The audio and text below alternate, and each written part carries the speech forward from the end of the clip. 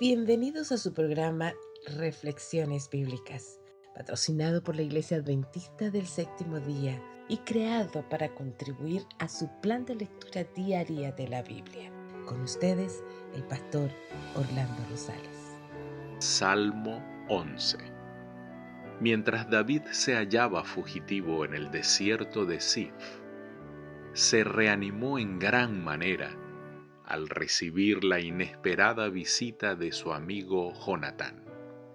Los dos amigos conversaron libremente, y allí ambos hicieron pacto delante de Jehová, según el primer libro de Samuel, capítulo 23, versos 16 al 18. Después de esta visita, David entonó el Salmo 11. David expresó aquí su absoluta fe en Dios en momentos cuando su vida peligraba y se sentía apremiado a seguir huyendo.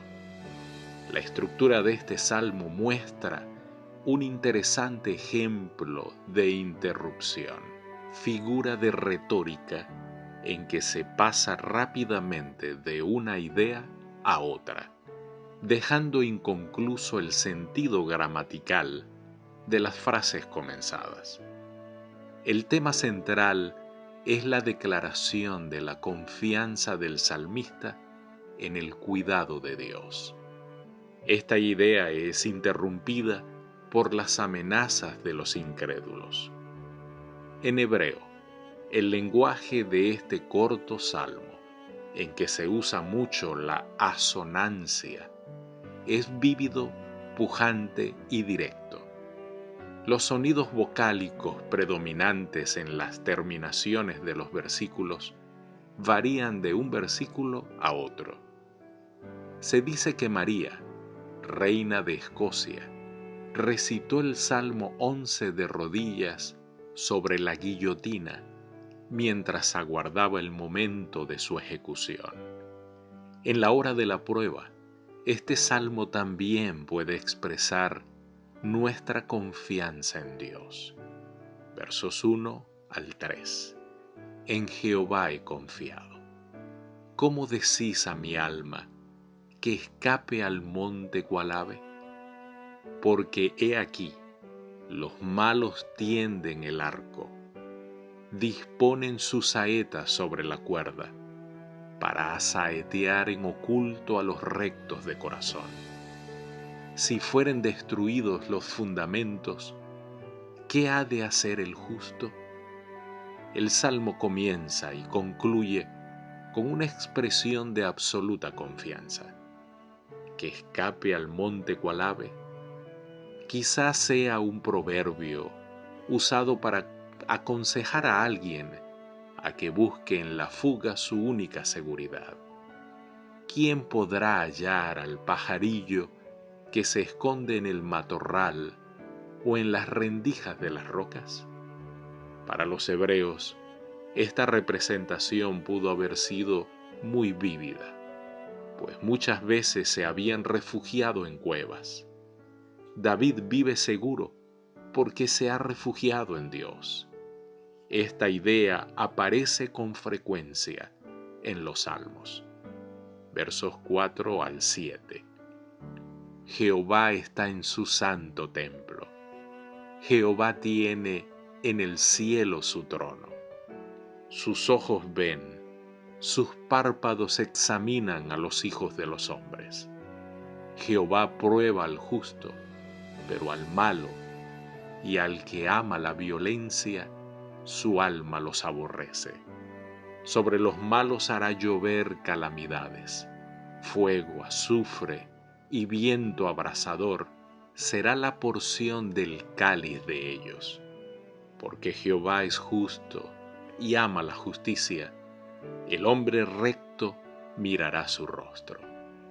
Puesto que Dios está en el cielo, nada teme el salmista. Los perseguidos tienen un protector a quien pueden recurrir siempre.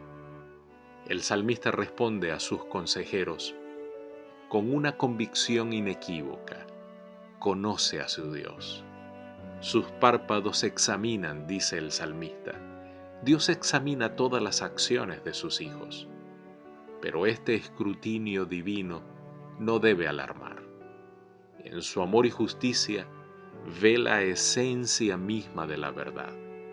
El hecho de que Dios esté en el cielo no es incompatible con su preocupación por los seres que creó en la tierra. Los justos no tienen razón para temer, pues pueden depositar su confianza en Dios. De este modo, David vuelve al pensamiento que había expresado en el versículo 1. Se admitirá a los piadosos en la presencia de Dios, dice un cántico cristiano. Cara a cara espero verle, cuando venga en gloria y luz. Cara a cara, allá en el cielo, he de ver a mi Jesús. La esperanza de que al fin disfrutaría de comunión con Dios en el cielo sostenía la fe del salmista en el cuidado diario de Dios. Querido Dios, anhelamos ese día, cuando podamos verte cara a cara y para siempre. En el nombre de Jesús. Amén. Dios te bendiga. Salmo 12.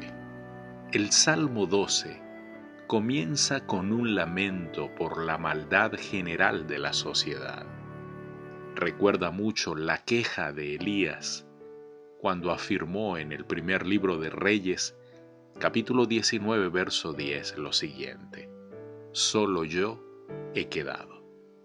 La plegaria en este salmo busca de liberación. Recibe pronta respuesta y Dios interviene para proteger a quien es suyo. Los 8 versículos de este salmo forman 4 estrofas regulares. Verso 1 y 2.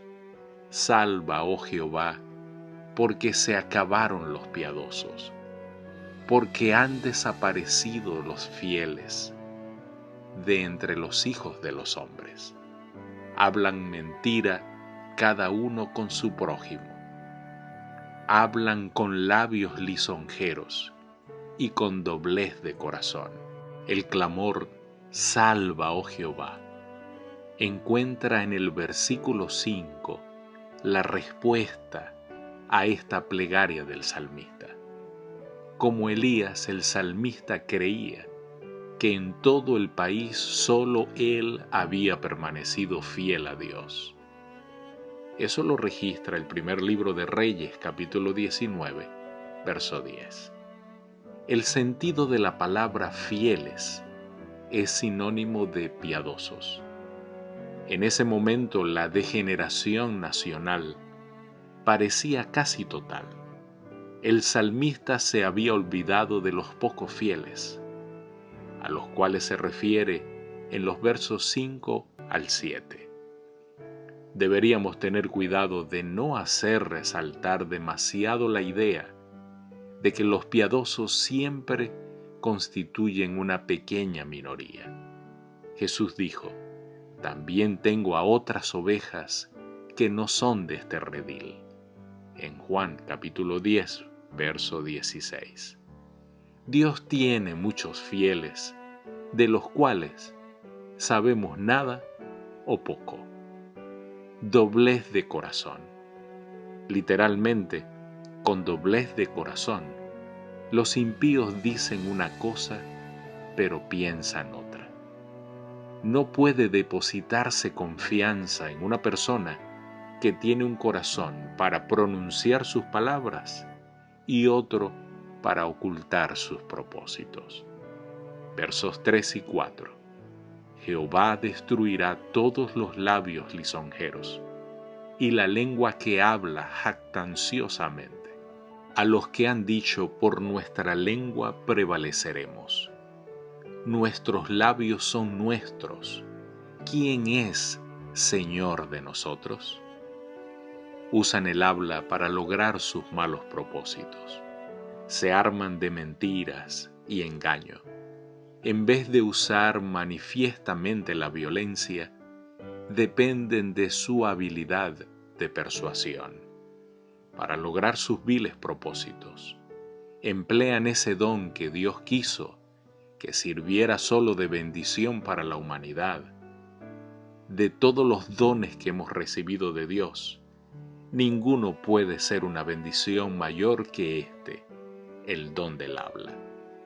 Debiéramos reconocer que este don es una de nuestras mayores responsabilidades. Somos responsables de lo que decimos.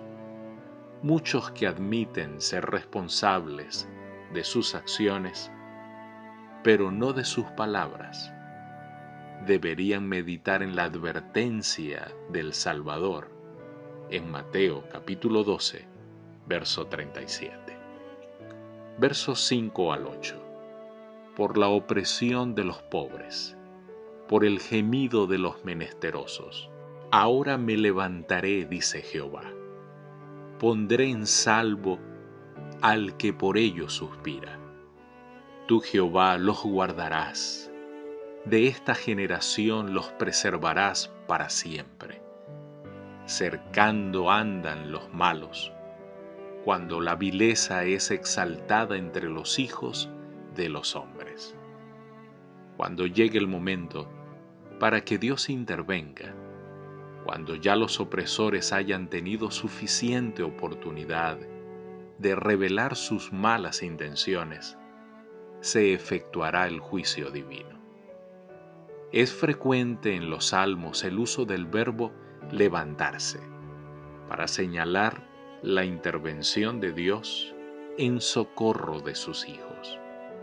Dios guardará, Dios defenderá a sus santos, auxiliará a los que son perseguidos por personas engañosas. Cuando los gobernantes son corruptos, abundan los malhechores. La corrupción pasa de los gobernantes a los gobernados.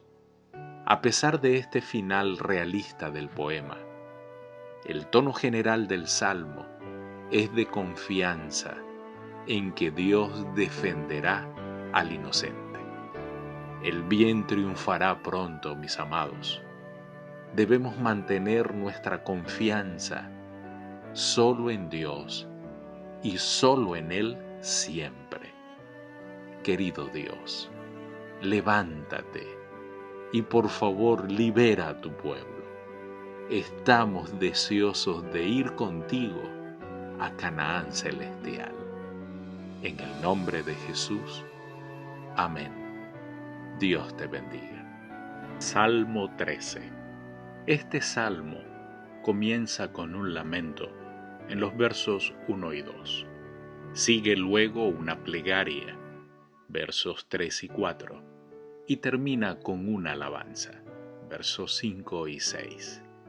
En este salmo, David, aparentemente olvidado por Dios, se desespera por la diaria persecución de la cual es objeto.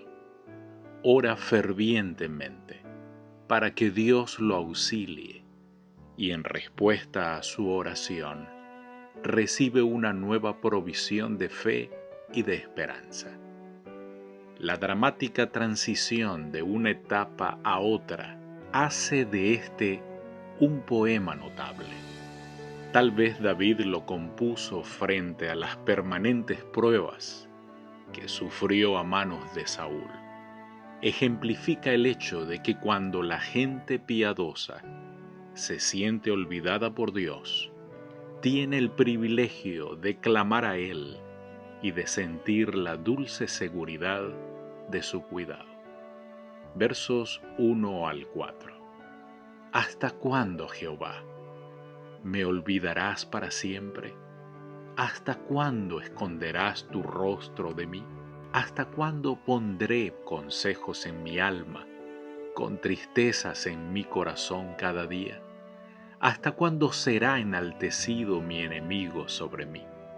Mira, respóndeme, oh Jehová, Dios mío. Alumbra mis ojos para que no duerma de muerte, para que no diga mi enemigo, lo vencí. Mis enemigos se alegrarían si yo resbalara.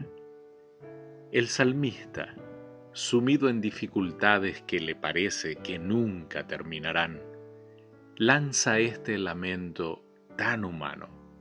Es el clamor natural del cristiano que por largo tiempo ha sufrido sin murmurar, pero que finalmente llega al punto en que no puede resistir más. En esas circunstancias, un cristiano puede tener la esperanza de experimentar la satisfacción expresada por el salmista al final de este salmo.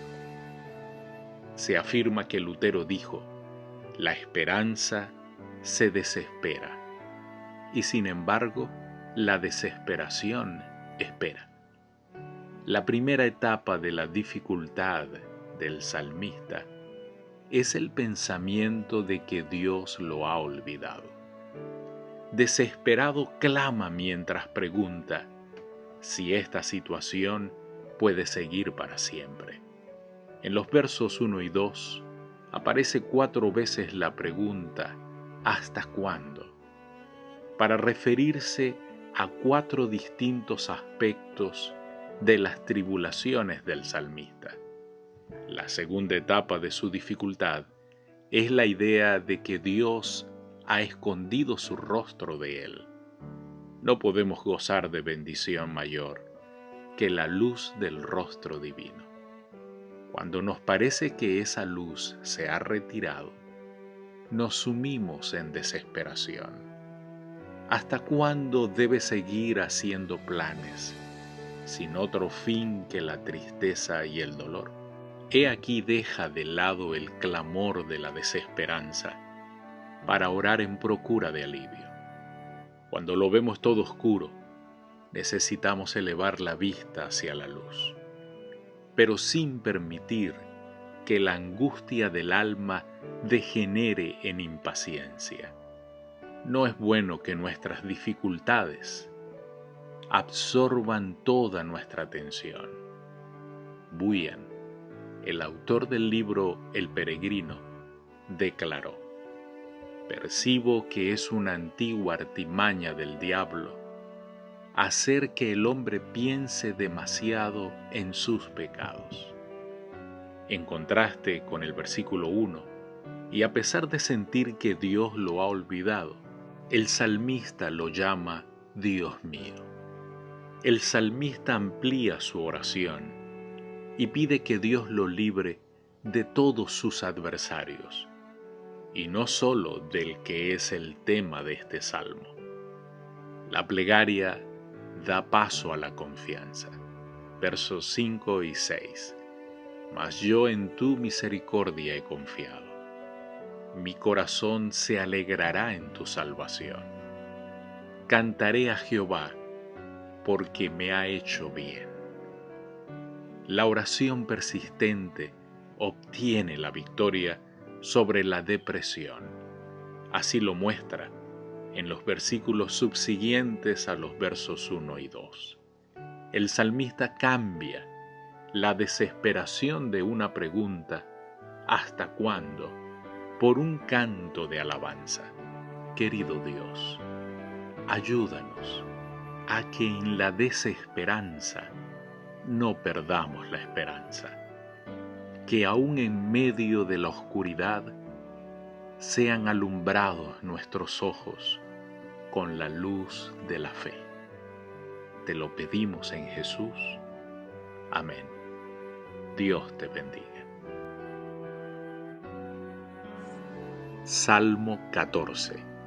Este salmo presenta un cuadro muy escueto de la generalizada decadencia moral del mundo impío, junto con la seguridad de que Dios acompaña a los rectos. Este mismo salmo, con algunas ligeras variaciones, aparece de nuevo como el Salmo 53. Verso 1. Dice el necio en su corazón: no hay Dios. Se han corrompido, hacen obras abominables. no hay quien haga el bien. La palabra necio, del hebreo naval, una persona con deficiencia moral o intelectual, o ambas. En este pasaje, Nabal parece referirse al que carece de sabiduría. No conoce los valores morales, ni tiene percepción espiritual. Un individuo materialista que juzga los valores según su dimensión y poder. La mejor descripción del necio se halla en el libro de Proverbios. No hay Dios, dice. Por razones sociales o comerciales, el necio puede profesar creer en Dios, pero en su corazón no cree, como dice Pablo en Romanos 1, 20 y 21. No hay quien haga el bien, es otra expresión del salmista. Se presenta un cuadro de total depravación, que se hace resaltar en los siguientes versículos. Pablo cita partes de los versículos 1 al 3 para demostrar que tanto judíos como gentiles están bajo pecado. Romanos 3, versos 10 al 12 lo confirma. Versos 2 al 4.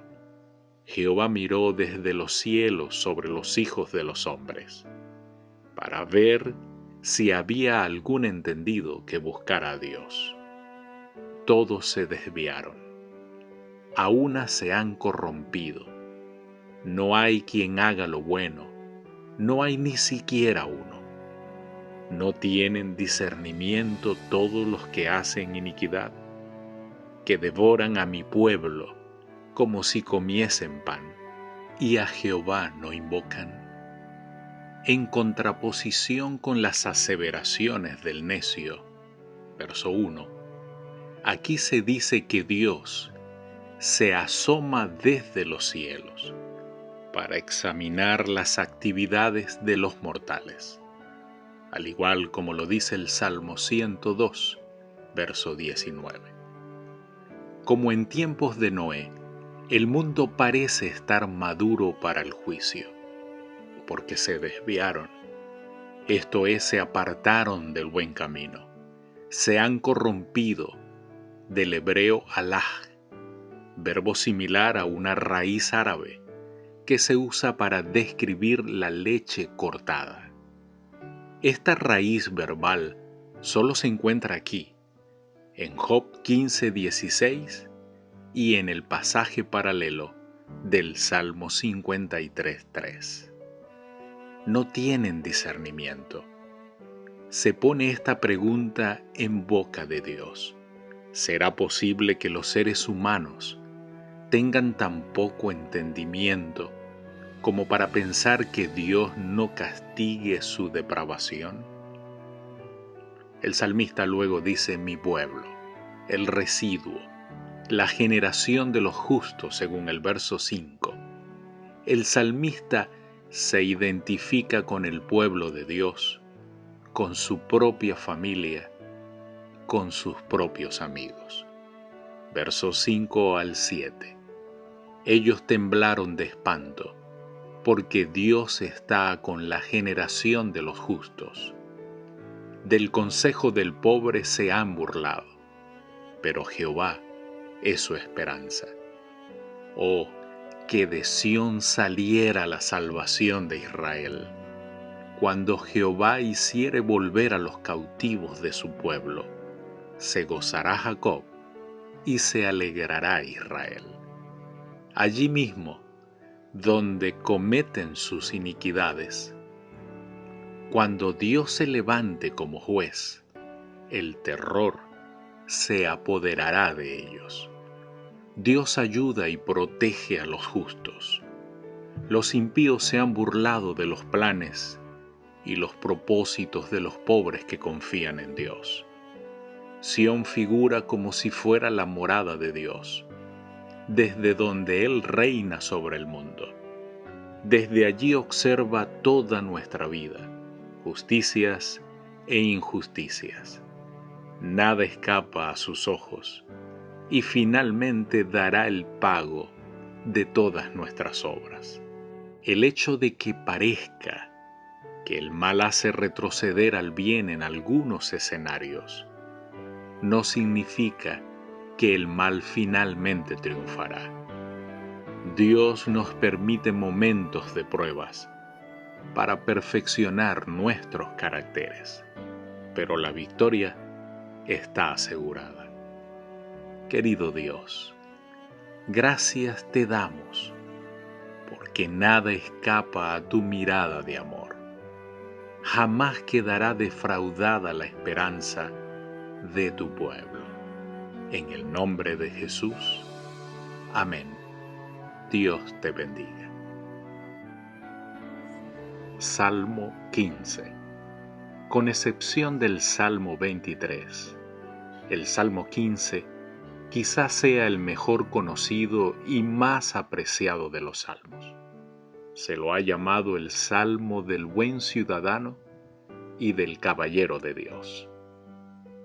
Este salmo contiene la descripción más completa del hombre ideal que pueda hallarse en el Salterio. Presenta detalles concretos de las virtudes del creyente fiel. Verso 1. Jehová, ¿quién habitará en tu tabernáculo? ¿Quién morará en tu monte santo? El salmo comienza con la presentación de Dios como anfitrión. ¿Qué clase de huéspedes desea él tener en su casa? Esta pregunta se responde con 11 características muy específicas. Pero antes de entrar a describir estas características, queremos destacar 3 palabras muy importantes. Aparece en el texto la palabra habitará. Esta palabra en hebreo no indica vivir en forma permanente, sino por un tiempo, como un invitado. La siguiente palabra es morará. Aparece en la segunda parte del versículo. La idea de habitar aquí no es en forma temporal, sino que se transforma en algo permanente. Morará. ¿Qué invitado estará en condiciones de llegar a ser miembro permanente de la casa de Dios? Tu monte santo es la tercera palabra. La elevación sugerida por esta frase insinúa la altura del carácter perfecto por encima del carácter común. El carácter que agrada a Dios y al hombre debe elevarse por encima de lo común. Versos 2 al 5. El que anda en integridad y hace justicia, y habla verdad en su corazón. El que no calumnia con su lengua, ni hace mal a su prójimo, ni admite reproche alguno contra su vecino. Aquel a cuyos ojos el vil es menospreciado, pero honra a los que temen a Jehová. El que aun jurando en daño suyo, no por eso se cambia. Quien su dinero no dio a usura, ni contra el inocente admitió cohecho. El que hace estas cosas no resbalará jamás.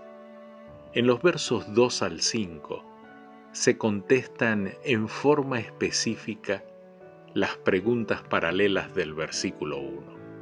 En primer lugar, se dan las respuestas positivas en el verso 2. Luego, en los versos 3 al 5, las negativas. La palabra hebrea tamín, que se traduce con integridad, significa completo, entero, sin defecto. Dios ordenó a Abraham, uno de los personajes ideales del Antiguo Testamento, que fuera tamín, según Génesis capítulo 17, el verso 1. Dios señala al cristiano la misma elevada meta y lo hace en Mateo capítulo 5, el verso 48. Lo que alienta ante este inmenso desafío es que Dios promete ayudarnos para que podamos alcanzar esa meta. La palabra hace justicia en su corazón. El verdadero cristiano es totalmente sincero en sus palabras. Habla la verdad, pues su religión tiene su asiento en el corazón. Este versículo es una respuesta general a las preguntas del verso 1. Lo que importa no son formas ni ceremonias, sino el carácter que se manifiesta en las acciones nobles. No calumnia, del verbo ragal, calumniar. La tradición judía consideraba como calumniador al que negaba la existencia de Dios. Dice un rabino en el Talmud que en la morada de Dios no puede habitar el calumniador, ni hace mal a su prójimo, no daña a su hermano. El prójimo es toda persona con quien tengamos alguna relación. No admite reproche, no es originador de ningún reproche contra su vecino. Es lento para creer el mal del cual se acusa a su prójimo y se niega a difamarlo. La persona ideal valora debidamente a los demás y puede discernir su verdadera naturaleza. No encubre el mal, no habla mal de otros falsamente y desea hacer justicia a todos. Sus opiniones son equilibradas, sin hacer distinciones de categoría, raza, ni otras circunstancias que separan a las personas. El hombre ideal honra a los verdaderos seguidores de Dios. Ni admitió cohecho. En otras palabras, no acepta soborno. No se enriquece a expensas del desafortunado. A la vista de Dios y del hombre, estas son las cualidades del verdadero cristiano. Querido Dios, en ti encontramos las fuerzas para tener las características en nuestras vidas expresadas en este salmo. Ayúdanos a que así sea. Te lo pedimos en el nombre de Jesús. Amén. Dios te bendiga. Salmo 16. El Salmo 16 es una expresión de la felicidad que surge de la sumisión a Dios. El salmista primero piensa en Dios como su único protector. Luego declara su fe en la vida eterna, declaración que raras veces se expresa con tanta claridad en el Antiguo Testamento. Los últimos versículos del Salmo tienen sentido mesiánico. Todo el Salmo es un poema que tiene 6 estrofas bastante regulares. Algunos suponen que la ocasión especial que dio motivo para la composición de este Salmo pudo haber sido la experiencia que se registra en el primer libro de Samuel, capítulo 26, verso 19. Versos 1 y 2. Guárdame, oh Dios, porque en ti he confiado. Oh alma mía, dijiste a Jehová, tú eres mi Señor, no hay para mí bien fuera de ti. El Salmo comienza con una oración fervorosa y confiada. El salmista no clama por ayuda en tiempo de peligro, solo pide que Dios lo cuide continuamente. No hay para mí bien fuera de ti, dice el salmista. Tal vez el salmista quiso decir, Dios es la fuente de todo mi bien y por lo tanto el único objeto de mi confianza y devoción. Versos 5 al 7. Jehová es la porción de mi herencia y de mi copa. Tú sustentas mi suerte. Las cuerdas me cayeron en lugares deleitosos, y es hermosa la heredad que me ha tocado. Bendeciré a Jehová, que me aconseja. aún en las noches me enseña mi conciencia. Para el salmista, Dios es su heredad. El cristiano puede depositar esa misma confianza en Dios. Sea nuestra oración: nadie en la tierra sino tú, oh Dios. Como Dios mismo había escogido la porción para el salmista, esta era la mejor. En reconocimiento de esto, el salmista irrumpe en expresiones de gratitud en los versículos siguientes. En la quietud de la noche, Dios habla al corazón humano con especial dulzura. Los sentimientos más íntimos hablan de Dios. Verso 8 al 10. A Jehová he puesto siempre delante de mí, porque está a mi diestra, no seré conmovido. Se alegró por tanto mi corazón y se gozó mi alma. Mi carne también reposará confiadamente. Porque no dejarás mi alma en el Seol, ni permitirás que tu santo vea corrupción. Como profecía, esta parte del Salmo tiene un sentido claramente mesiánico. Cuando Cristo se libró de la tumba mediante la resurrección, el sentido completo de estos versículos se hizo evidente. Dios no era una mera abstracción para David, sino una persona que realmente estaba a su lado. Nosotros también necesitamos sentir constantemente la presencia de Dios. Ello no solo nos inducirá a no pecar, sino que también alegrará el corazón, iluminará la vida y dará sentido a las experiencias del diario vivir.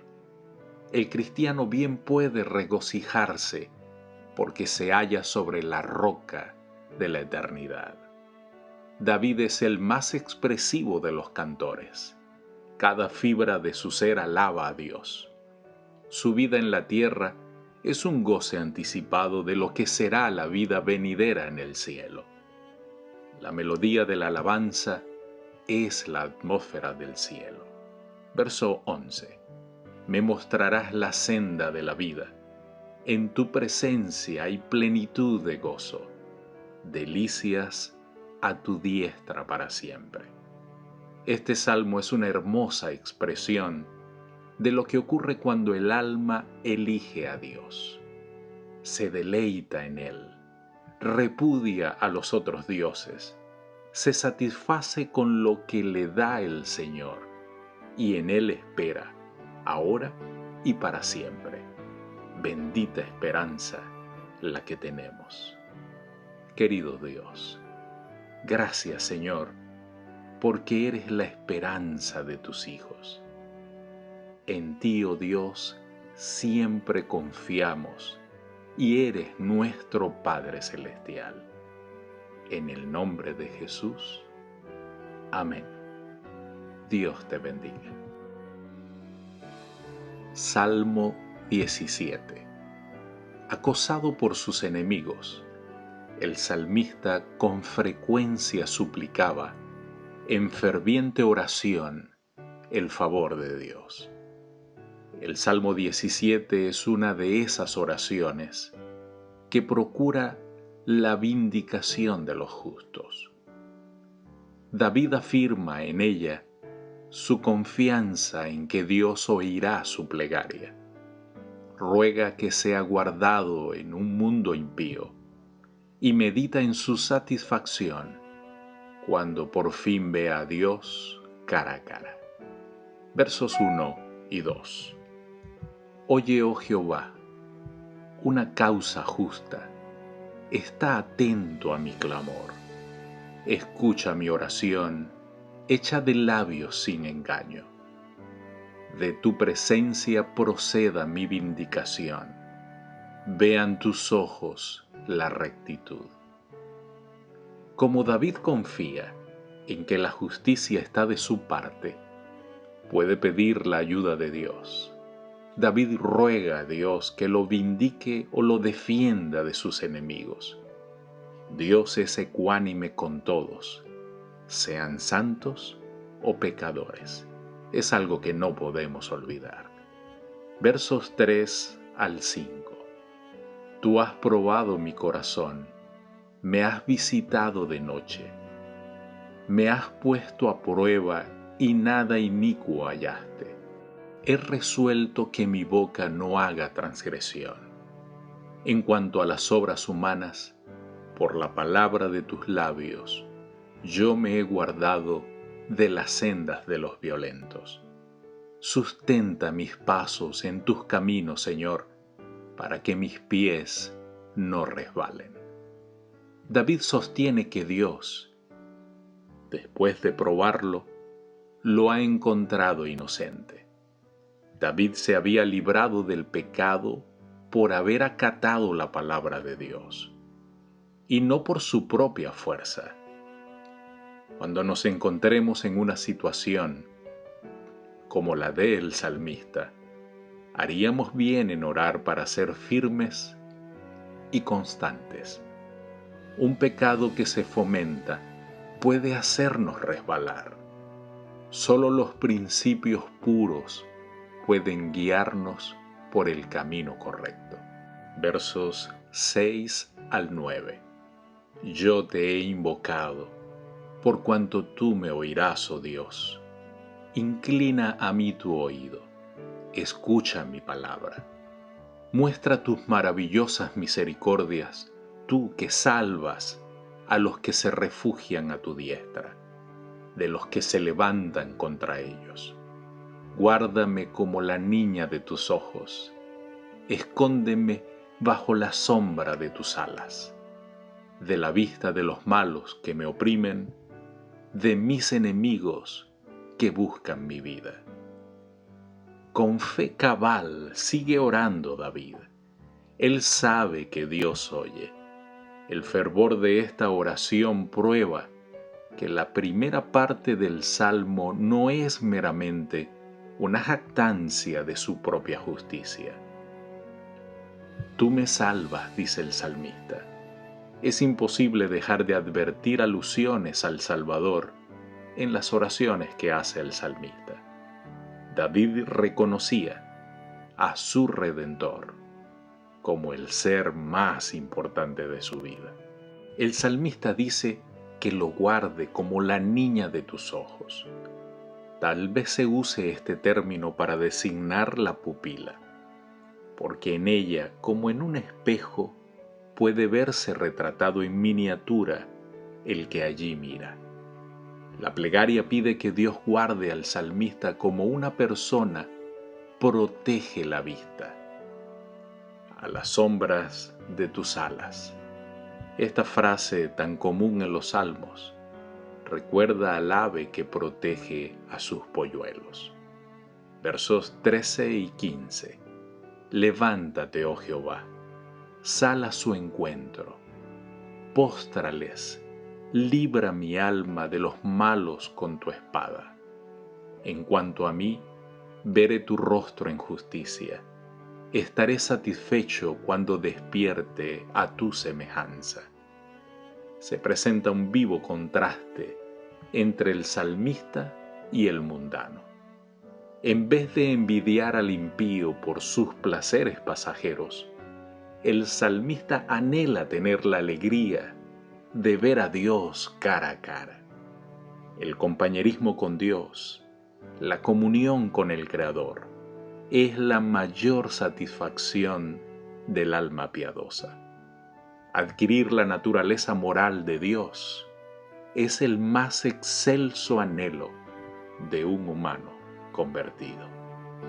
Querido Dios, guárdanos como la niña de tus ojos. Escóndenos debajo de tus alas.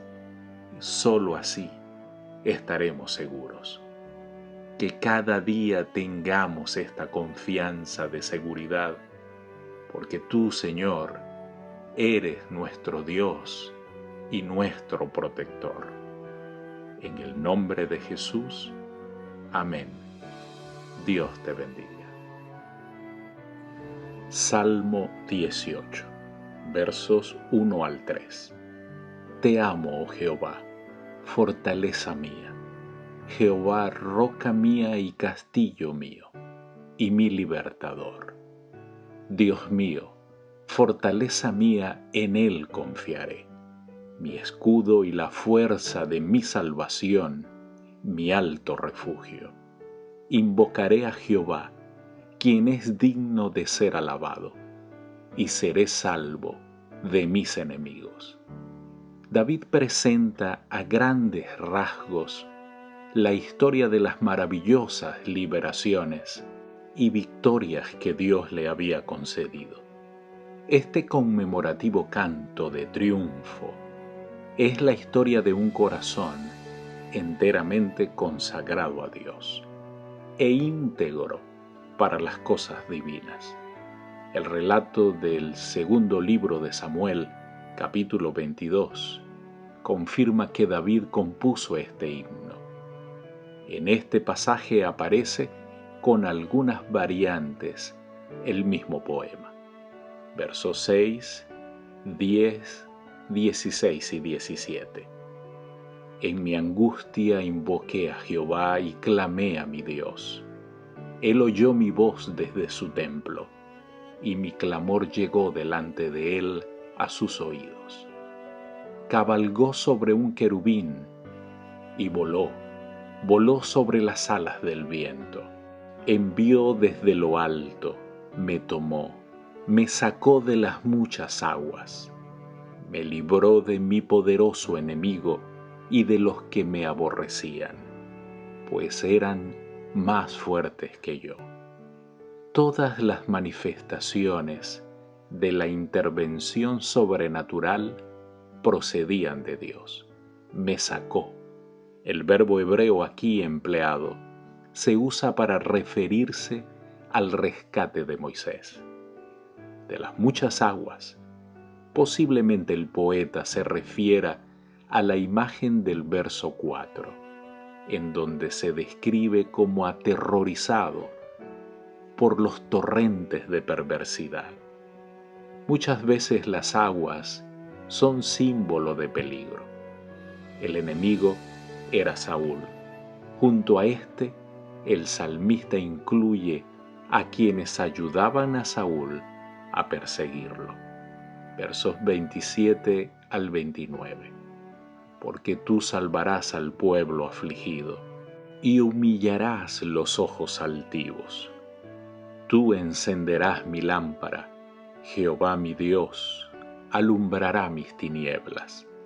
Contigo desbarataré ejércitos, y con mi Dios asaltaré muros. El orgullo prepara el camino para la destrucción. Bien lo podemos ver reflejado en el Salmo 101, verso 5, o Proverbios capítulo 6, versos 16 y 17. El equivalente de esta parte del versículo en el segundo libro de Samuel, capítulo 22, dice: Mas tus ojos están sobre los altivos para abatirlos. David se explaya en las victorias y los éxitos que Dios le ha concedido. Versos 46 al 48. Viva Jehová, y bendita sea mi roca, y enaltecido sea el Dios de mi salvación, el Dios que venga mis agravios y somete pueblos debajo de mí, el que me libra de mis enemigos y aún me eleva sobre los que se levantan contra mí. Me libraste de varón violento. Los versículos 46 al 50 hay en ellos una solemne expresión de alabanza y gratitud a Jehová, quien ha dado la victoria a David. Considerando todo lo que Dios ha hecho, el salmista tiene amplia razón en afirmar que hay un Dios viviente, en contraste con los ídolos inanimados de los paganos. La vida de Dios es la fuente de la vida humana. Versos 49 al 50. Por tanto, yo te confesaré entre las naciones, oh Jehová. cantaré a tu nombre. Grandes triunfos da a su rey, y hace misericordia a su ungido, a David y a su descendencia para siempre. Las conquistas de David exaltaron el nombre de Dios, del Dios de Israel, ante todas las naciones. Debido al fracaso de los descendientes de David, las predicciones de los versículos 49 y 50 solo podrán hallar su cumplimiento en el reino espiritual de Cristo, reino que nunca tendrá fin. Querido Dios, los que se mantienen en integridad jamás podrán dudar que tú les guardarás en completa paz. No significa que estarán libres de penalidades, de dolor o de muerte, sino que tú, al final de todo, les recompensarás con la vida eterna. Por favor, Señor, ayúdanos a estar allí. Te lo pedimos en Jesús. Amén. Dios te bendiga. Salmo 19. Sin duda este salmo es el más conocido y el más popular de los salmos referentes a la naturaleza. Es una meditación de agradecimiento acerca de la revelación que Dios hace de sí mismo en el mundo natural y en su ley. En los primeros 6 versículos, David habla de la gloria de Dios, que puede verse en sus obras creadas. En los versos 7 al 10, discurre en cuanto a la gloria de Dios manifestada en la ley. Y en los versos 11 al 13, considera la relación existente entre estas verdades y el carácter y la conducta. En el verso 14, ruega que Dios lo mantenga libre de pecado. Casi podría uno imaginarse al autor bajo el amplio cielo del amanecer, alabando a Jehová con los excelsos versos de este salmo. Versos 1 al 3. Los cielos cuentan la gloria de Dios y el firmamento anuncia la obra de sus manos. Un día emite palabra a otro día, y una noche a otra noche declara sabiduría. No hay lenguaje ni palabras, ni es oída su voz. Los cielos que podemos contemplar, la región donde están el sol, la luna y las estrellas, la sabiduría, el poder, la habilidad, la benevolencia, todo cuanto constituye la gloria de Dios. Basta mirar el cielo a simple vista para que uno se impresione con la sensación de la gloria de Dios. Cuánto mayor es esa revelación cuando se estudian los cielos a través de los modernos y potentísimos telescopios. Cada día cuenta al siguiente el relato del poder de Dios. Impresiona la ininterrumpida continuación de este testimonio. Prosigue sin pausa ni cambio la maravillosa historia. A pesar de que los cielos tienen un idioma propio, su voz no es físicamente audible y entendible para nosotros. La belleza del cielo no habla al oído, sino al corazón, que está dispuesto a comprender. Versos 5 y 6. En ellos puso tabernáculo para el sol, y éste como esposo que sale de su tálamo, se alegra cual gigante para correr el camino. De un extremo de los cielos es su salida y su curso hasta el término de ellos, y nada hay que se esconda de su calor. La imagen del sol que sale de su cámara como un esposo, sugiere la mayor vitalidad, el mayor esplendor y la más grande alegría. El sol sale de su cámara debajo del horizonte, donde pasa la noche, irrumpe el alba e ilumina su glorioso tabernáculo. Verso 7. La ley de Jehová es perfecta, que convierte el alma. El testimonio de Jehová es fiel, que hace sabio al sencillo. A partir de este versículo, David se aparta de su contemplación de la naturaleza, cuya grandeza revela la permanencia, el propósito y la gloria de Dios. Y todo esto para reflexionar acerca de la más clara revelación de Dios en su ley. El término ley corresponde al hebreo Torah, que significa enseñanza, instrucción o conducción. Podemos leer Deuteronomio capítulo 31, el verso 9, y también Proverbios 3:1. Así como el sol ilumina y da vida a la tierra, así también la ley alumbra y da energía al mundo espiritual. Verso 13. Preserva también a tu siervo de las soberbias, que no se enseñoreen de mí. Entonces seré íntegro y estaré limpio de gran rebelión. El salmo termina con una oración en que el salmista pide a Dios que acepte sus pensamientos y las palabras que ha pronunciado, y al mismo tiempo ruega que cada día pueda tener palabras y pensamientos puros. Querido Dios, gracias por haber creado un mundo tan hermoso y perfecto, con la única intención de que viviéramos felices.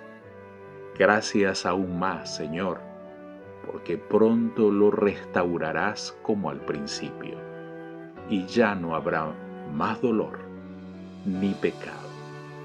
Bendito sea tu nombre, Señor. En el nombre de Jesús. Amén. Dios te bendiga. Salmo 20. Los salmos 20 y 21, de tipo litúrgico, son afines. Sin duda el primero debía cantarse en favor del rey cuando él salía a la guerra y el segundo cuando regresaba victorioso. El Salmo 20 sugiere un arreglo antifonal para adecuarse al ritual del servicio. La congregación cantaba los versículos 1 al 5, el rey o quizá un levita entonaba los versículos 6 al 8 y el pueblo el verso 9. El sobrescrito que aparece en una versión siriaca dice que este salmo se escribió cuando David guerreó contra los sirios y los amonitas, según el segundo libro de Samuel, capítulo 10. Versos 1 al 4. Jehová te oiga en el día de conflicto. El nombre del Dios de Jacob te defienda. Te envíe ayuda desde el santuario y desde Sión te sostenga. Haga memoria de todas tus ofrendas y acepte tu holocausto. Te dé conforme al deseo de tu corazón y cumpla todo tu consejo. El nombre Yahvé significa que Dios es la primera causa de la existencia. Este nombre representa todos los atributos de Dios. Te envié ayuda, en un verbo que significa apoyar o sostener. El pueblo pide que el rey tenga éxito en todos sus planes y en todas sus batallas. Verso 5. Nosotros nos alegraremos en tu salvación. Alzaremos pendón en el nombre de nuestro Dios. Conceda a Jehová todas tus peticiones. Alzaremos pendón como reconocimiento de la victoria concedida por Dios. Así termina el pedido del pueblo en general, cuando el ejército de una nación salía a una guerra. No era cosa fácil. Lo que sucediera en esa guerra afectaría la vida misma de todos los habitantes y la permanencia del país. Casi podemos sentir la angustia del pueblo despidiendo al rey y su ejército, y al mismo tiempo colocando su fe en Dios, que les daría la victoria sobre sus enemigos. Sin duda alguna, un cuadro tremendo, pero de confianza. Aun cuando no se había peleado la guerra, ya creían en la victoria de Jehová. Versos 6 al 8. Ahora conozco que Jehová salva a su ungido. Lo oirá desde los santos cielos, con la potencia salvadora de su diestra. Estos confían en carros y aquellos en caballos, mas nosotros, del nombre de Jehová nuestro Dios, tendremos memoria. Ellos flaquean y caen, mas nosotros nos levantamos y estamos en pie. Los carros de guerra, usados para llevar los soldados a la batalla y para abastecer a los combatientes. Faraón confió en sus carros según Éxodo capítulo 14, verso 7. Los sirios que estaban al norte, todos ellos enemigos de David, eran especialmente temibles porque usaban carros y jinetes. Según el primer libro de Crónicas, capítulo 18, verso 4 y capítulo 19, verso 18. Y las tropas de David estaban compuestas casi totalmente de infantería. Más tarde Salomón formó un enorme ejército permanente de carros y caballería. Y eso lo podemos ver en el primer libro de Reyes, capítulo 10, versos 26 al 29. Nunca fue el plan de Dios que Israel dependiera de la fuerza para obtener la victoria. Eso lo vemos en Deuteronomio capítulo 17, verso 16. Este versículo es una maravillosa confesión de fe en lo recto, en contraste con la confianza en el poder material. Ellos flaquean y caen. Estos verbos en presente pueden considerarse como un tiempo perfecto profético. El rey ve anticipadamente a sus enemigos vencidos y describe el acontecimiento como si ya hubiera sucedido. Verso 9. Salva Jehová, que el rey nos oiga en el día que lo invoquemos. Oh Señor, salva a tu rey y óyenos en el día cuando clamemos a ti.